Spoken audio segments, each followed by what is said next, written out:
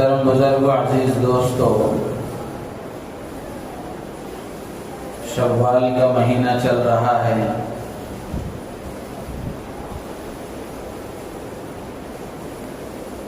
شوال کے دوسرے عشرے میں پورے ملک میں بلکہ پورے بر صغیر میں دینی مدارس کا آغاز ہوتا ہے۔ رمضان کی چھٹیوں کے بعد دوبارہ تعلیمی سال کی شروعات ہوتی ہے۔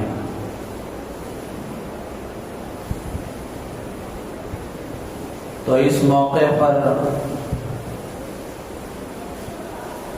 اسی سے متعلق کچھ باتیں آپ حضرات کے سامنے عرض کی جائیں گی۔ اس جمعہ کے خطاب کے لیے، جمعہ کے بیان کے لیے جب میں نے سوچا کہ کس موضوع پر بات کی جائے تو اس وقت دو تین اہم موضوعات ذہن میں آئے جن پر اس جمعہ روشنی ڈالی جانی چاہیے تھی۔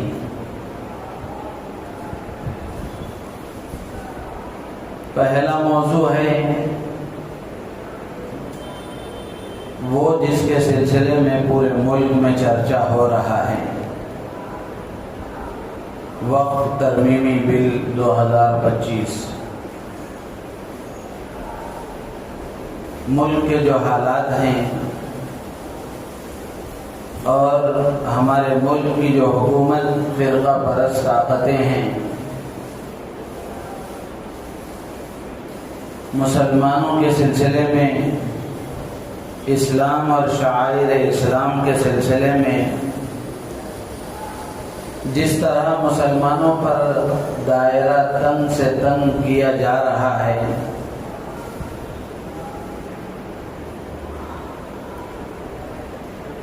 جانوں سے کھیلا گیا، مالوں سے کھیلا گیا، اب مسلمانوں کے ایمان کو ختم کرنے کی کوششیں ہو رہی ہیں۔ ہم سے ہماری مساجد، ہمارے مدارس، ہمارے مکاتب، ہمارے مقابر یعنی قبرستان اور ہماری خانقاہیں اور ہماری اوقافی جائیداد، ان کو چھیننے کی ناپاک کوششیں قانون کے دائرے میں رہ کر کرنے کی کوششیں کی جا رہی ہیں۔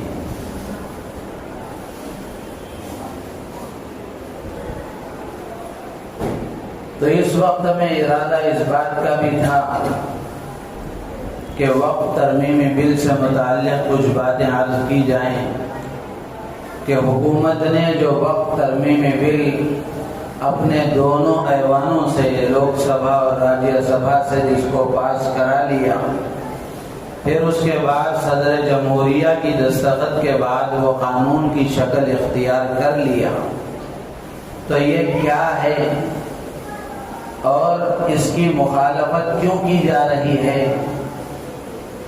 حکومت نے ایسا کیا قانون بنایا ہے کہ پورا ملک، پورے مسلمان اور پورے انصاف پسند ہمارے ملک کے شہری اس کو غلط قرار دے رہے ہیں؟ آخر اس میں کیا ایسی باتیں ہیں؟ اور جب یہ قانون بن چکا ہے تو اس موقع پر ہمارے کرنے کے کام کیا ہیں؟ تو اس سے متعلق کچھ باتیں عرض کرنے کا ارادہ تھا، لیکن میرے گلے کی جو صورتحال ہے یہ اس موضوع کے لیے مناسب نہیں ہے، اس لیے میں نے اس کو موقوف کر دیا۔ اللہ توفیق دے اگلی جمعہ اس پر تفصیل کے ساتھ کچھ باتیں عرض کرنے کی کوشش کروں گا۔ دوسرا موضوع جو ذہن میں آیا، جو اس وقت کی ضرورت کا ہے، وہ یہ کہ عصری درسگاہیں اسکول اور کالجوں میں چھٹیاں چل رہی ہیں، عصری درسگاہوں کے طالب علم، اسکول اور کالج کے اسٹوڈنٹس وہ اپنی چھٹیاں کیسے گزاریں، ان فرصت کے لمحات کو ان کو کیسے گزارنا چاہیے، اور ماں باپ کو اس سلسلے میں کیا کرنا چاہیے، اس سلسلے میں کچھ باتیں عرض کرنا تھا۔ تیسرا موضوع جو میں نے پہلے عرض کیا وہ یہ کہ شوال کے دوسرے عشرے میں 10-11 شوال سے ہمارے پورے ملک میں بلکہ پورے بر صغیر میں دینی درسگاہیں، مدارس اسلامیہ، مدارس عربیہ، دینیہ، قرآنیہ، ان کا تعلیمی سال کا آغاز ہوتا ہے۔ رمضان کی چھٹیوں کے بعد مدارس کھلتے ہیں، پھر دوبارہ اپنی تعلیمی سرگرمیاں شروع کرتے ہیں۔ تو میں نے اس موقع پر مناسب یہی سمجھا کہ اس سے متعلق کچھ باتیں عرض کی جائیں کہ مدارس کا ہونا ہمارے لیے کتنا ضروری ہے، اور مدارس میں کیا سکھایا اور پڑھایا جاتا ہے، اور مدارس کو مضبوط کرنے کے لیے مسلمانوں کو کیا کرنا چاہیے، اور اسی طریقے سے علم دین کا حاصل کرنا، دینی علوم سے واقف ہونا ایک مسلمان کے لیے کتنا ضروری ہے۔ تو اس سے متعلق کچھ باتیں آپ حضرات کے سامنے عرض کی جائیں گی۔ اللہ تعالیٰ سے دعا ہے اللہ تعالیٰ ہم سب کو ان باتوں پر عمل کرنے کی توفیق عطا فرمائے۔ ایک حدیث میں نے خطبے میں پڑھی جس میں اللہ کے رسول علیہ الصلاۃ والسلام ارشاد فرماتے ہیں، طلب العلم فریضۃ علی کل مسلم، کہ ہر مسلمان پر علم کا حاصل کرنا فرض ہے۔ دین کا علم حاصل کرنا، اللہ کے نبی علیہ الصلاۃ والسلام فرماتے ہیں کہ یہ ہر مسلمان کے لیے لازم اور ضروری ہے، ہر مسلمان کے لیے فرض ہے۔ یہ ابن ماجہ کی روایت ہے، امام ابن ماجہ رحمۃ اللہ علیہ نے اپنی کتاب میں اس کو نقل کیا ہے۔ اللہ کے رسول علیہ الصلاۃ والسلام نے ہر مسلمان پر دین کا علم حاصل کرنا فرض قرار دیا۔ یہاں تک تو ہر مسلمان جانتا ہے اور لوگ اچھی طرح واقف ہیں کہ دین کا علم حاصل کرنا فرض ہے، لیکن دین کے علم کا مطلب کیا ہے؟ لوگوں میں اس کا جو تاثر ہے وہ یہ کہ دین کے علم حاصل کرنے کا مطلب یہ ہے، اور اللہ کے نبی علیہ الصلاۃ والسلام نے جو دین کے علم کے حاصل کرنے کو ہر مسلمان پر فرض قرار دیا ہے، اس کا مطلب عام مسلمان یہ سمجھتے ہیں، اور لوگوں کا یہ تاثر ہے کہ قرآن دیکھ کر پڑھ لیا جائے، کچھ 4، 5، 10، 12 صورتیں یاد کر لی جائیں، اور زیادہ سے زیادہ کچھ نماز، روزے، حج، زکوٰۃ کے مسائل معلوم کر لیے جائیں، اس کے آداب سے واقفیت حاصل کر لی جائے، اتنا کافی ہے۔ لیکن علماء نے جو لکھا ہے کہ علم کے حاصل کرنے کی جو فرض مقدار ہے، جو علماء نے اس کی تفصیلات لکھی ہیں، عام مسلمانوں کے نزدیک اور عام مسلمانوں کے یہاں جو مطلب ہے، اور عام مسلمان دین کے علم سے جو تاثر لیے ہوئے ہیں، یہ مطلب اور یہ تاثر علم دین کی اس فرض مقدار کو پورا کرنے کے لیے کافی نہیں ہے، بلکہ علم دین کی جو فرض مقدار ہر مسلمان کو حاصل کرنا ضروری ہے، اس کے سلسلے میں کچھ تفصیلات ہیں جس کو حضرات علماء نے بڑی تفصیل کے ساتھ کتابوں میں نقل کیا ہے۔ مختصر انداز میں کچھ باتیں میں آپ حضرات کے سامنے نقل کروں گا۔ علم دین حاصل کرنے کی فرض مقدار میں سب سے پہلا علم ہے اسلامی عقائد کا، جس کو حاصل کرنا ہر مسلمان پر فرض ہے۔ آدمی کو یہ جاننا اور یہ معلوم کرنا اور اس بات کا علم حاصل کرنا ضروری اور لازم اور فرض ہے کہ صحیح عقائد اور نظریات کیا ہیں، غلط عقائد اور نظریات کیا ہیں، کیا عقیدہ رکھنا صحیح ہے اور کیا عقیدہ رکھنا غلط ہے، کیا عقیدہ جائز ہے اور کیا عقیدہ ناجائز ہے۔ اس کو معلوم کرنا، اسلامی عقائد کا علم حاصل کرنا، یہ ہر مسلمان پر فرض ہے اور فرض مقدار میں سب سے پہلا درجہ ہے۔ اللہ کے بارے میں، اللہ کے وجود کے بارے میں، اللہ کی وحدانیت کے بارے میں اور انبیاء کی نبوت کے بارے میں، امام الانبیاء ہم سب کے محسن آقا حضرت محمد الرسول اللہ صلی اللہ تعالی علیہ وسلم کی خاتمیت، آپ کی ختم نبوت کے بارے میں، ملائکہ کے بارے میں، فرشتوں کے بارے میں، اللہ کی نازل کردہ کتابوں اور صحیفوں کے بارے میں، تقدیر کے بارے میں، جنت اور جہنم کے بارے میں، آخرت کے بارے میں اور اچھی بری تقدیر کے بارے میں، ایمان مفصل جو ہم پڑھتے ہیں اس میں جتنی چیزیں بیان کی گئی ہیں ان سب کا علم حاصل کرنا اور ان عقائد کا علم حاصل کرنا ہر مسلمان پر فرض ہے۔ یہی ایمان ہے جس کے بغیر آدمی کی نجات کا تصور نہیں کیا جا سکتا۔ لیکن میرے عزیز و دوست و بزرگوں، ہم خود اپنے بارے میں سوچ کر دیکھیں اور عام مسلمانوں پر ایک نظر ڈال کر کے دیکھیں کہ کیا مسلمان اس کو لازم سمجھتے ہیں، کیا مسلمان اس کو ضروری سمجھتے ہیں، عقائد کا علم حاصل کرنا فرض سمجھتے ہیں، جبکہ عقائد کا علم حاصل کرنا ہر مسلمان پر فرض ہے۔ اس کے بغیر آدمی کا ایمان صحیح نہیں ہو سکتا، آدمی کا ایمان اس کا قابل اعتبار نہیں ہو سکتا۔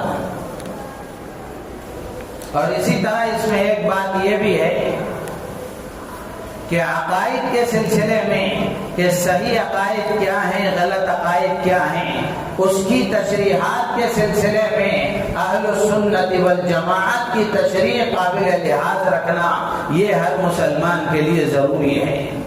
یعنی اللہ کے بارے میں کیا عقیدہ صحیح ہے، اللہ کے نبی کے بارے میں کیا عقیدہ صحیح ہے، اہل السنت والجماعت نے اس کی جو تشریحات کی ہیں اس کا لحاظ رکھنا ہر مسلمان کے لیے ضروری ہے۔ ورنہ قادیانیوں نے بھی عقیدوں کی تشریحات کی ہیں، گوہر شاہیوں نے بھی عقیدے کی تشریحات کی ہیں، شکیلیوں نے بھی عقیدے کی تشریحات کی ہیں۔ اگر کوئی آدمی ان کی تشریحات کے مطابق عقیدہ رکھے گا تو ظاہر سی بات ہے ان عقیدوں کا کوئی اعتبار نہیں۔ اہل السنت والجماعت کا مطلب وہی ہے جس کو اللہ کے نبی نے حدیث میں فرمایا کہ قیامت کے قریب میری امت میں 72 فرقے ہوں گے، 72 فرقے ہوں گے جو سب کے سب غلط ہوں گے، ایک فرقہ کامیاب ہوگا جو 73واں فرقہ ہوگا۔ وہ کون ہوگا؟ اللہ کے نبی علیہ السلام نے فرمایا ما انا علیہ واصحابی، وہ ہوگا جو میرے طریقے پر اور میرے صحابہ کے طریقے پر چلے گا۔ اہل السنت والجماعت کا مطلب یہی ہے، اہل السنت سنت والے، حدیث والے، اللہ کے نبی کے طریقے پر عمل کرنے والے، والجماعت یعنی جماعت صحابہ کے طریقے پر عمل کرنے والے۔ تو قرآن و حدیث کی تشریحات وہی معتبر ہوں گی جو صحابہ نے نقل فرمائی، صحابہ کے شاگردوں نے نقل فرمائی، تابعین و تبع تابعین سلف صالحین کے ذریعے ہم تک پہنچی۔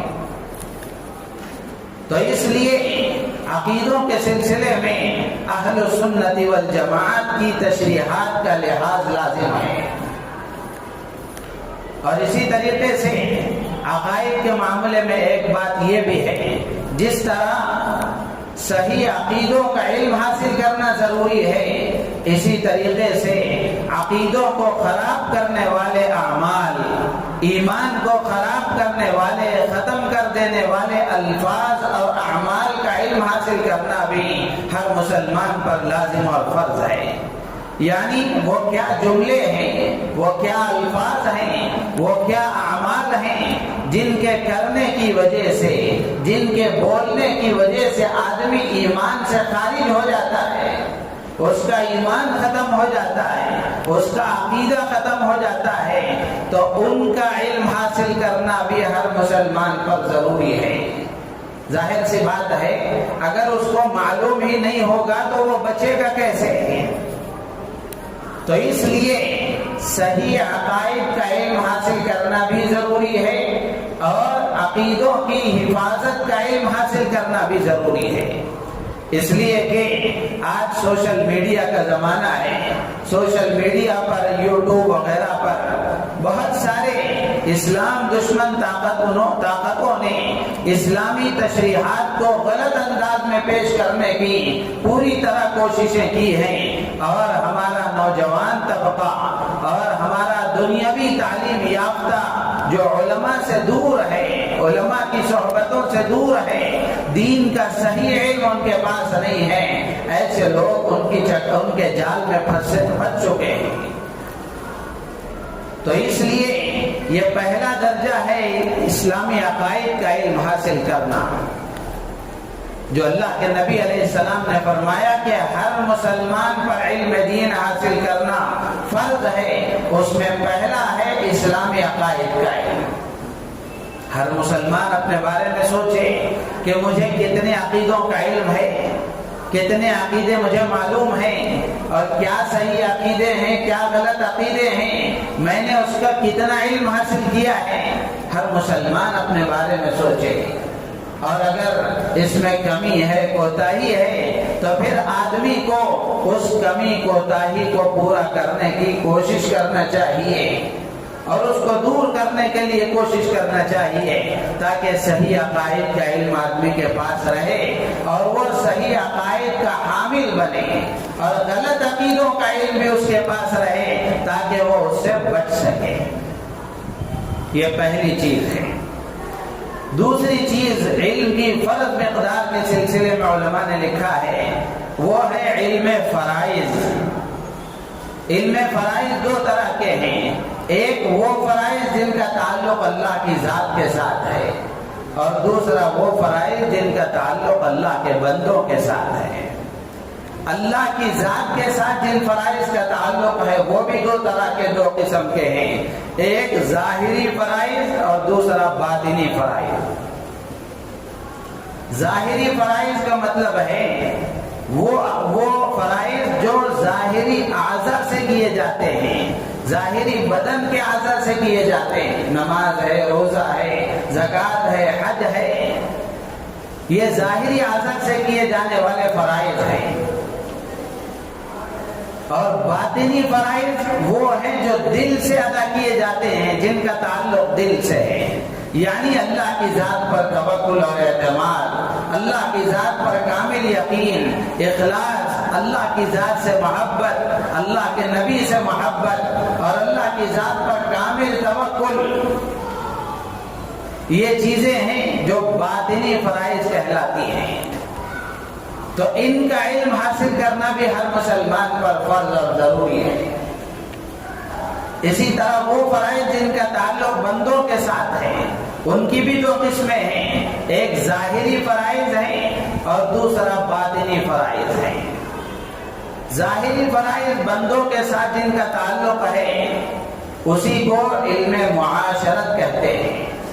اسی کو علم معاشرت کہتے ہیں، یعنی بندوں کے ساتھ جن فرائض کا تعلق ہے، جیسے ماں باپ کے حقوق ہیں، اولاد کے حقوق ہیں، پڑوسیوں کے حقوق ہیں، ایک مسلمان کے دوسرے مسلمان پر حقوق ہیں، عام انسانوں کے حقوق ہیں، جانوروں کے حقوق ہیں، یہ سارے کے سارے اللہ کے بندوں اور اللہ کی مخلوق کے ساتھ تعلق رکھنے والے حقوق ہیں۔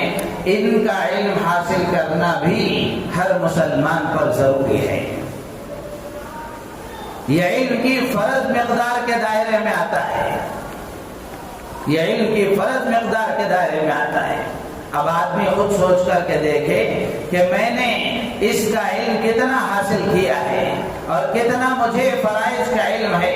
عموماً فرائض کا علم جب کہا جاتا ہے تو لوگوں کے ذہنوں میں اتنا آتا ہے کہ نماز کے فرائض ہیں، کچھ روزے کے فرائض ہیں، اس کا علم حاصل کر لیا جائے، اس کو معلوم کر لیا جائے تو یہ فرائض کا علم ہو گیا۔ جبکہ فرائض کا تعلق اللہ کی ذات کے ساتھ بھی ہے اور اللہ کے بندوں کے ساتھ بھی ہے۔ تو اللہ کے بندوں کے ساتھ جن فرائض کا تعلق ہے ان کا علم حاصل کرنا بھی ضروری ہے، ان کا علم حاصل کرنا بھی ضروری ہے۔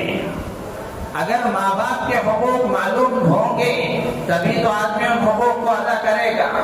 میاں بیوی کو آپس میں ایک دوسرے کے حقوق معلوم ہوں گے تبھی تو وہ ان حقوق کو ادا کریں گے۔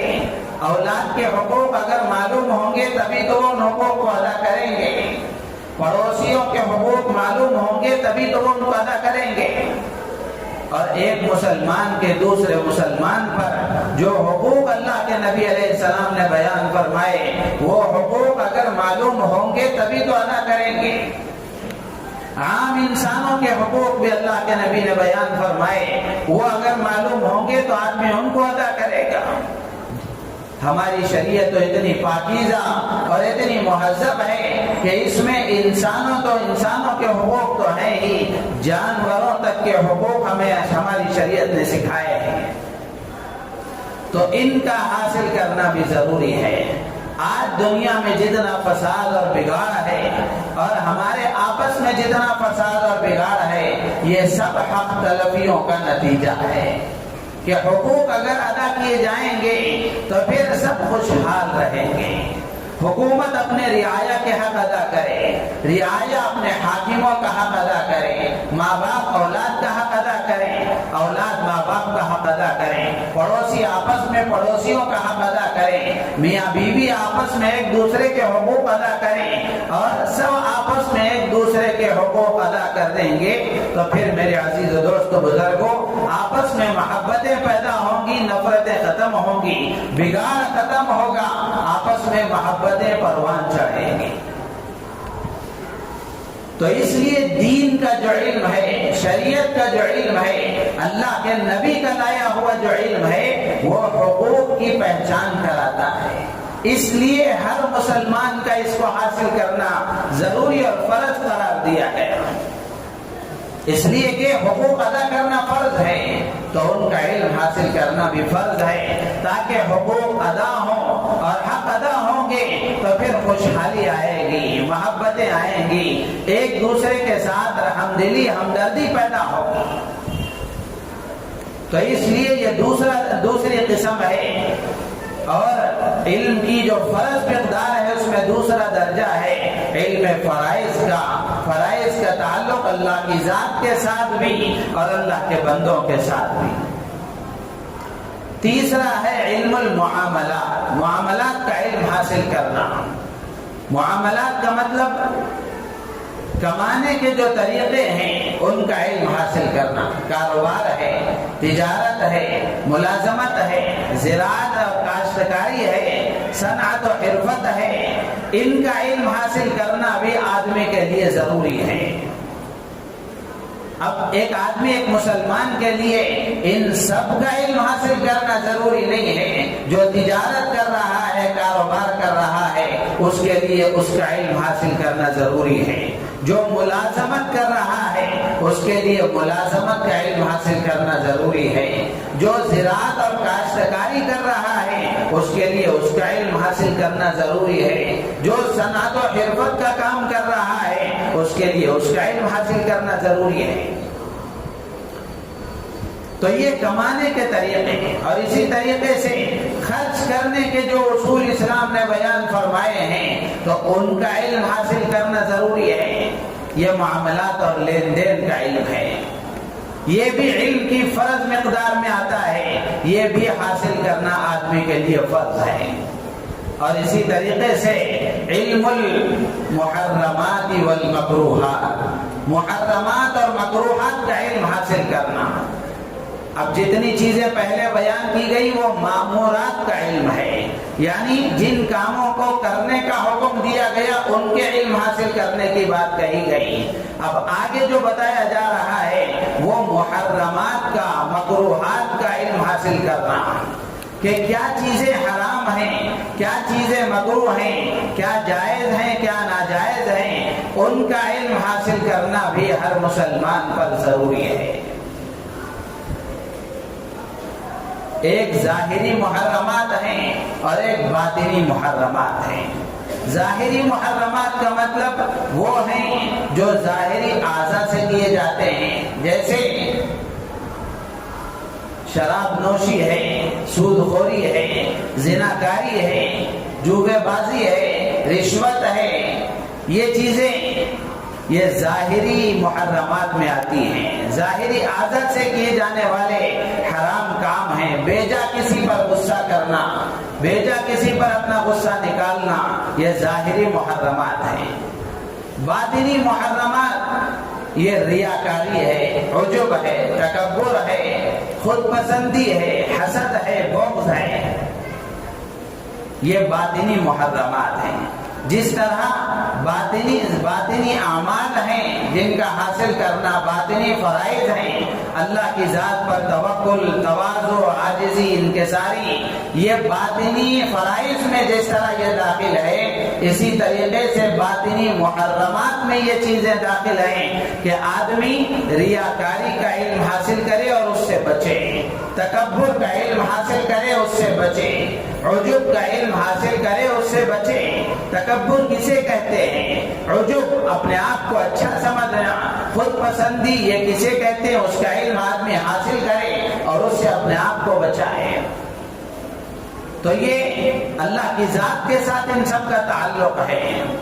اور بندوں کے ساتھ جن کا تعلق ہے ان میں جو باطنی محرمات ہیں، ظاہری محرمات ہیں، وہ یہ کہ آدمی کو تکلیف دینا، کسی کا مال ناحق کھا جانا، ناحق کسی کا مال دبا لینا، اور اسی طرح کسی کی غیبت کرنا، چغلی کھانا، یہ سب بندوں سے تعلق رکھنے والی ظاہری محرمات ہیں. ان کا علم حاصل کرنا بھی ہر مسلمان پر فرض ہے اور اس سے بچنا بھی فرض ہے. باطنی محرمات بندوں سے تعلق رکھنے والے جیسے حسد ہے، بغض ہے، کسی کے ساتھ بدگمانی ہے، دل میں کسی کے لیے غلط جذبات، کسی سے اپنے دل کو میلا کرنا، یہ باطنی محرمات ہیں. دل سے تعلق رکھنے والے حرام کام ہیں. باطنی محرمات کا مطلب دل سے تعلق رکھنے والے حرام کام. ظاہری محرمات کا مطلب ظاہر سے تعلق رکھنے والے حرام کام ہیں. تو میرے عزیز و دوست و بزرگوں، ان کا علم حاصل کرنا بھی علم کی فرض مقدار میں داخل ہے. اور اسی طرح پانچویں چیز ہے علم الاخلاق. علم الاخلاق، اخلاق کا علم حاصل کرنا کہ اچھے اخلاق کیا ہیں، برے اخلاق کیا ہیں، اس کا علم حاصل کرنا بھی ہر مسلمان پر ضروری ہے. اچھے اخلاق تواضع ہے، انکساری ہے، عاجزی ہے، اپنے آپ کو چھوٹا سمجھنا ہے. امام غزالی رحمۃ اللہ علیہ نے لکھا ہے کہ اخلاق میں یہ ام الاخلاق ہے. اخلاق کی جڑ ہے، بنیاد ہے، اخلاق کی ماں ہے کہ جس کے اندر عاجزی، تواضع، انکساری پیدا ہو جاتی ہے، اچھے اخلاق بہت آسانی کے ساتھ اس کے اندر آ جاتے ہیں. اور جس کے مزاج میں تکبر ہوتا ہے، جو اپنے آپ کو بڑا سمجھنے کا عادی ہوتا ہے، اگر وہ اچھے اخلاق کی محنت اور کوشش بھی کرتا ہے تو بہت دیر سے اچھے اخلاق اس کے اندر آتے ہیں۔ تو اس لیے تکبر یہ ام الرذائل ہے، باطنی محرمات میں سب سے بڑا حرام ہے۔ اللہ کو ہرگز پسند نہیں ہے کہ کوئی بندہ اپنے آپ کو بڑا سمجھے، اور اس کی حیثیت کیا ہے کہ وہ اپنے آپ کو بڑا سمجھے، وہ اپنی حقیقت کو سمجھے کہ ایک ناپاک قطرہ ہے اس کی حقیقت۔ بڑائی تو اللہ کو سجتی ہے، بڑائی اللہ کے لیے سزاوار ہے۔ اللہ تبارک و تعالی نے خود حدیث قدسی میں فرمایا، الکبریاء ردائی، بڑائی میری چادر ہے۔ جو اس کو کھینچنے کی کوشش کرے گا، اللہ تعالیٰ فرماتے ہیں کہ میں اس کو بخشوں گا نہیں، اس کو پھاڑ کے رکھ دوں گا۔ تو میرے عزیز دوستو بزرگوں، تواضع اور عاجزی انکساری یہ ام الاخلاق ہے، اور تکبر اس سے آدمی کو بچنا چاہیے۔ تو یہ علم کی فرض مقدار ہے جس کا حاصل کرنا ہر مسلمان پر ضروری ہے، ہر مسلمان پر ضروری ہے، ورنہ عام مسلمانوں کے درمیان میں تاثر یہ ہے کہ صرف فرض علم کا مطلب یہ ہے کہ دیکھ کر ناظرہ قرآن پڑھ لیا جائے، 4-5 صورتیں 10-12 صورتیں یاد کر لی جائیں، تھوڑا بہت نماز کے فرائض واجبات کا علم حاصل کر لیا جائے، اور اسی کے ساتھ ساتھ علم فرائض میں ایک بات یہ بھی رہ گئی جو ذہن میں آئی۔ علماء نے لکھا ہے کہ علم الفرائض میں ایک بات یہ بھی ہے کہ ہر مسلمان کے ذمہ ضروری ہے کہ وہ قرآن کو صحت اور تجوید کے ساتھ پڑھنے والا بنے۔ قرآن کو دیکھ کر صحت ادا کے ساتھ، تجوید کے ساتھ، قواعد کی رعایت کے ساتھ پڑھنا یہ ہر مسلمان پر لازم ہے، ہر مسلمان کے لیے ضروری ہے۔ قرات کے ایک بہت بڑے امام ہیں، امام ابن الجزری رحمۃ اللہ علیہ، وہ فرماتے ہیں، ان کی کتاب ہے مدارس میں عالم کورس میں پڑھائی جاتی ہے، المقامات الجزریہ، تو اس میں حضرت نے اشعار میں بہت ساری باتیں لکھی ہیں۔ ایک شعر ہے جس میں حضرت نے یہ پیغام دیا ہے، وَالْأَخْذُ بِالتَّجْوِيدِ حَتْمٌ لَازِمٌ مَنْ لَمْ يُجَوِّدِ الْقُرْآنَ آثِمٌ۔ امام ابن الجزری رحمۃ اللہ علیہ فرماتے ہیں کہ قرآن کو تجوید کے ساتھ پڑھنا اور تجوید کا علم حاصل کرنا یہ ہر مسلمان پر لازم اور ضروری ہے۔ من لم یجود القرآن آثم، فرماتے ہیں کہ جو قرآن کو تجوید کے ساتھ نہیں پڑھتا وہ گنہگار ہے۔ تو میرے عزیز و دوست و بزرگوں، قرآن کو تجوید کے ساتھ، صحت کے ساتھ پڑھنا یہ بھی ہر مسلمان پر لازم ہے۔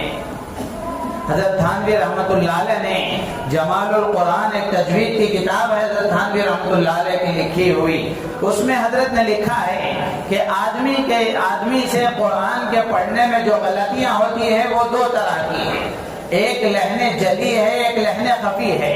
لہن جلی کا مطلب بڑی غلطی جس کی وجہ سے آدمی کو گناہ ہوتا ہے، اور بعض اوقات قرآن میں معانی کی تبدیلی کی وجہ سے نماز فاسد ہو جاتی ہے۔ اس میں حضرت نے اس کی مختلف شکلیں لکھی ہیں، 2-4 شکلیں میں آپ کے سامنے عرض کروں۔ حضرت نے لکھا ہے کہ آدمی ایک حرف کی جگہ دوسرا حرف پڑھ دے، جیسے قرآن پاک کی پہلی آیت ہے الحمدللہ رب العالمین، اس میں الحمد میں ہا ہے، بڑی ہا ہے، اب کوئی آدمی بڑی ہا کی جگہ الحمد پڑھ دے، یہ لہن جلی ہے، بڑی غلطی ہے۔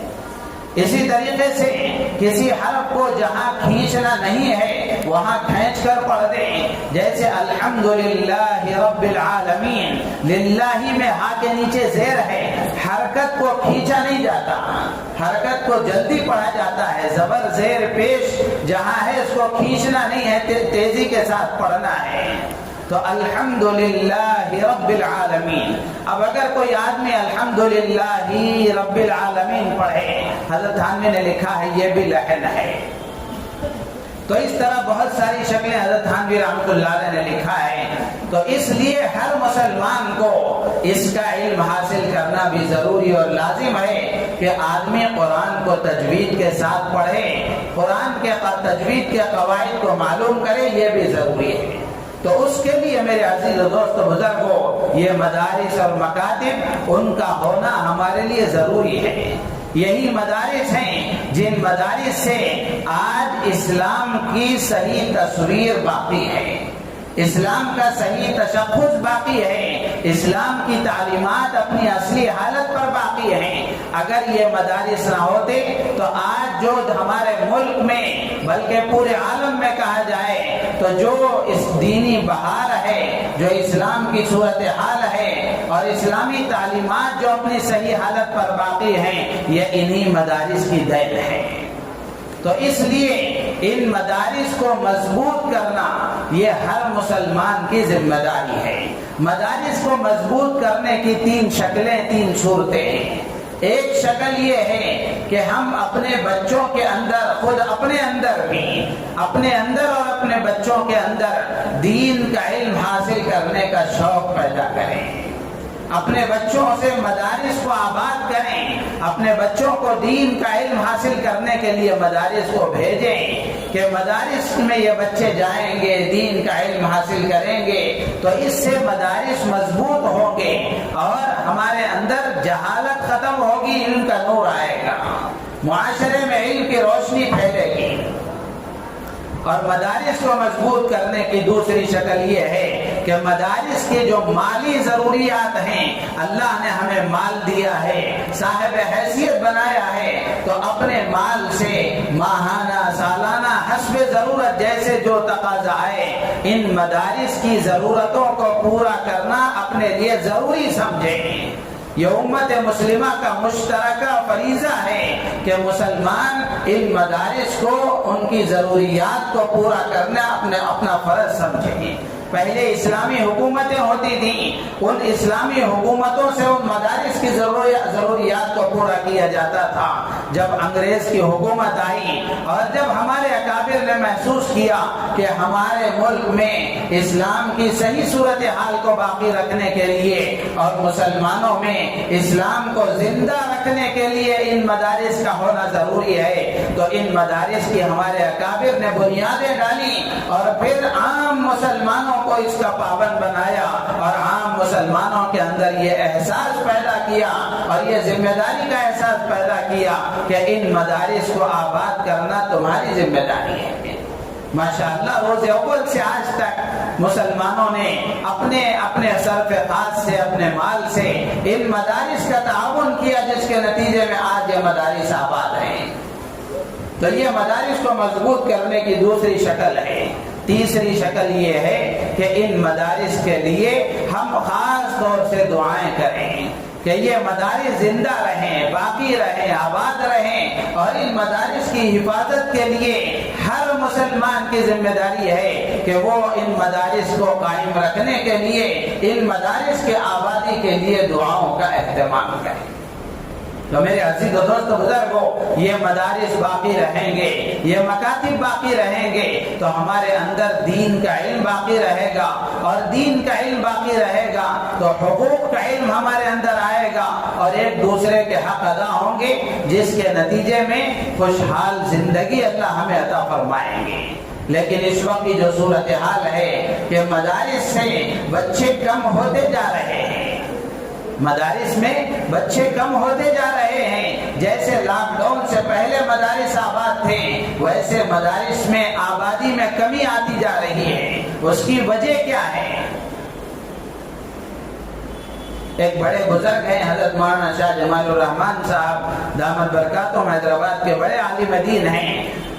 بنگلور میں ایک مدرسے کے جلسے میں حضرت تشریف لائے تھے۔ حضرت نے اس موقع پر فرمایا کہ اس وقت میں مدارس میں جو بچوں کا سلسلہ کم ہوتا جا رہا ہے، اس کی بڑی وجہ یہ ہے، حضرت نے سیرت سے اس کی مثال بیان فرمائی۔ اللہ کے نبی علیہ الصلوۃ والسلام نے طائف کا سفر فرمایا، طائف کا سفر فرما کر اللہ کے نبی علیہ الصلوۃ والسلام نے سب سے پہلے وہاں طائف کے سرداروں کو دعوت دی۔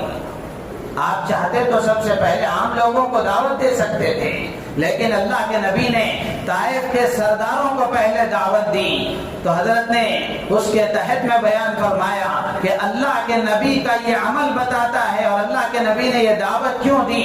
وہ اس لیے دی کہ یہ سردار اور یہ اپنے علاقے کے ذمہ دار اگر یہ میری بات کو قبول کر لیں گے تو پورا علاقہ میری بات کو قبول کر لے گا، اور ان کے ماتحت جتنے لوگ ہیں وہ سب دین پر آ جائیں گے، وہ سب دین کو قبول کر لیں گے۔ اس لیے حضرت نے سب سے پہلے ان کو دعوت دی۔ تو اس کے ذہن میں حضرت فرمانے لگے کہ اس وقت میں ہمارا جو مالدار طبقہ ہے، امت کا جو مالدار طبقہ ہے، اس مالدار طبقے کو دینی تعلیم کی طرف متوجہ ہونے کی ضرورت ہے، اس لیے کہ جو متوسط طبقہ ہے یا اس سے نیچے کا طبقہ ہے یہ مالداروں کی نقل کرتا ہے۔ آج شادیوں میں دیکھ لیں، رسم و رواج میں دیکھ لیں، ظاہر سی بات ہے اتنی حیثیت نہیں ہوتی، سودی قرضے لے کر اور زبردستی قرضے لے کر مالداروں کی جو شادیاں ہیں ان شادیوں کو دیکھتے دیکھتے متوسط طبقہ بھی اور نچلا طبقہ بھی اپنی حیثیت سے زیادہ رسم و رواج کو کرنے کی کوشش کرتا ہے، وہ ان مالداروں کی دیکھا دیکھی کرتا ہے۔ تو اس وقت میں ضرورت ہے اس بات کی کہ امت کا جو پہلا طبقہ مالداروں کا ہے یہ دینی تعلیم کی طرف متوجہ ہوں، اپنے بچوں کو دینی تعلیم سے آراستہ کریں، خود بھی دینی تعلیم سے آراستہ ہوں، تاکہ امت میں ایک پیغام جائے، اور متوسط طبقہ اور اس کے بعد والا طبقہ جب یہ دیکھے گا کہ امت کا مالدار طبقہ بھی دینی تعلیم کی طرف متوجہ ہے، اور صرف ان کو متوجہ کرنے کے لیے نہیں ہے، مالدار طبقے کے لیے بھی دین کا علم حاصل کرنا ضروری ہے، ان کا بھی فریضہ ہے، ان کے لیے بھی ضروری ہے کہ وہ خود بھی دین کا علم حاصل کریں، اپنی ذمہ داری سمجھتے ہوئے، اپنی ضرورت سمجھتے ہوئے۔ یہ امت کا مالدار طبقہ جب مدارس کی طرف متوجہ ہوگا، دین کی تعلیم حاصل کرنے کی طرف متوجہ ہوگا، تو خود بخود یہ نیچے کے طبقے بھی دینی تعلیم کی طرف متوجہ ہوں گے۔ تو یہ ہے کہ یہ مالدار طبقہ ادھر متوجہ نہیں ہے، جس کی وجہ سے مدارس میں طلبہ کی تعداد گھٹتی جا رہی ہے۔ اور دوسری بات یہ ہے کہ دینی تعلیم حاصل کرنے والے طلبہ اور علماء کو معاشرے میں جس نظر سے دیکھا جا رہا ہے، ان کے ساتھ جو سلوک کیا جا رہا ہے، جو رویہ ان کے ساتھ اپنایا جا رہا ہے، یہ بھی ایک بڑی بنیاد ہے جس کی وجہ سے مسلمان اپنے بچے کو دینی تعلیم سے دور کیے ہوئے ہیں۔ تو ضرورت اس بات کی ہے کہ دینی تعلیم کو حقارت کی نگاہ سے دیکھا نہ جائے، دین کا علم حاصل کرنے والوں کو حقارت کی نگاہ سے دیکھا نہ جائے، دین کا علم حاصل کرنے والے اور حاصل کر کے فارغ ہونے والے علماء کو حقارت کی نظر سے دیکھا نہ جائے۔ تو میرے عزیز و دوست بزرگوں، امت دین کی تعلیم کی طرف متوجہ ہوگی۔ تو اس لیے ضرورت ہے اس بات کی کہ ماشاءاللہ شوال کا مہینہ اس کا دوسرا عشرہ چل رہا ہے، مدارس کھلے ہوئے ہیں، تو ضرورت ہے اس بات کی کہ ہر مسلمان اپنے گھر سے ایک نہ ایک بچہ کم سے کم مدارس کو دے، تاکہ ہمارا یہ بچہ دین کا علم حاصل کر کے ہمارے خاندان کی دینی رہنمائی کا ذریعہ بنے، ہمارے خاندان کی دینی ضرورتوں کو پورا کرنے والا بنے۔ ہم اپنے گھر کے لیے جیسے ایک ڈاکٹر ضروری سمجھتے ہیں، ایک انجینئر ضروری سمجھتے ہیں، ایک لائر ضروری سمجھتے ہیں، اسی طریقے سے ایک بچے کو عالم بنائیں، حافظ بنائیں، قاری بنائیں، مفتی بنائیں، تاکہ یہ بچہ ہمارے خاندان کی دینی رہنمائی کا ذریعہ بنے۔ اللہ تعالیٰ سے دعا ہے اللہ تعالیٰ ہم سب کو ان باتوں پر عمل کی توفیق عطا فرمائے، ہماری نیتوں میں اخلاص پیدا فرمائے۔ آمین وآخر دعوانا ان الحمد للہ رب العالمین۔